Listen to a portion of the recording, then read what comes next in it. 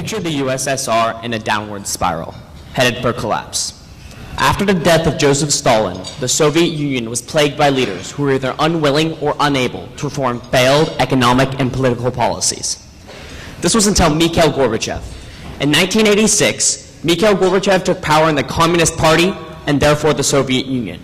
And with this power, he would push three revolutionary reform efforts: Glasnost, Perestroika, and Demokratizatsiya, that would shape the future of the Soviet Union. And despite Gorbachev's best intentions, each reform would be accompanied by serious problems. The first of these reforms was Glasnost, which translates to mean openness or publicity. Now, Gorbachev saw that the Soviet Union's government was secretive and corrupt, and he wished to put an end to this.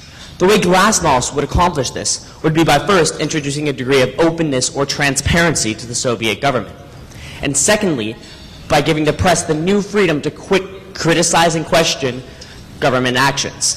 Gorbachev felt if the public could hold the government responsible for what it did, corruption could be removed.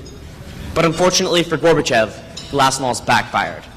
The press instead used this new freedom to attack Gorbachev and his policies, unleashing years of held-back contempt for the Soviet government. This caused Glasnost to do more immediate harm than good. Perestroika was Gorbachev's second major reform, and it was meant to restructure a failing Soviet economy. Now, up until this point, the Soviet Union was purely communist, and Perestroika restructured it to introduce new capitalist aspects, such as the ability to own private property, the allowance of foreign investments, and permitting prices to stabilize themselves. But this clashed with Gorbachev's strong support of the Communist Party and created a fatal contradiction within the economy. It was caught between capitalism and communism. It contained features of both, but could not truly be considered either. But there was one definite thing about the economy. It was going nowhere. Demokratizatsiya was Gorbachev's third major reform, and it was meant to change the Soviet Union by introducing democratic elections. Now, since its creation, the Soviet Union had been led by the unelected leader of the Communist Party, and Gorbachev felt that a degree of political competition could lead to meaningful changes within the Soviet Union's political environment.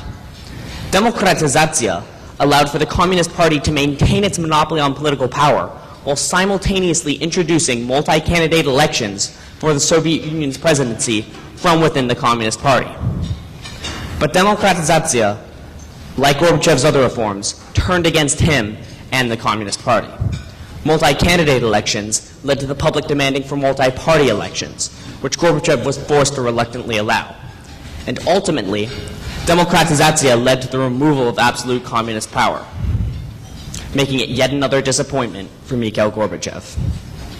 Now, Mikhail Gorbachev was pure in his intentions. He was a strong believer of the Soviet Union and truly wished for it to succeed. But what he was lacking was the conviction needed to follow through on the reforms he began. In retrospect, one can see what Gorbachev's reforms truly were: a series of half measures and compromises. His strong support of the Communist Party held him back from taking that final step towards true change. Mikhail Gorbachev gave the Soviet Union his best effort. But seeing as, in 1991, just 5 years after he takes power, the Soviet Union collapses, clearly his best just wasn't good enough. Thank you.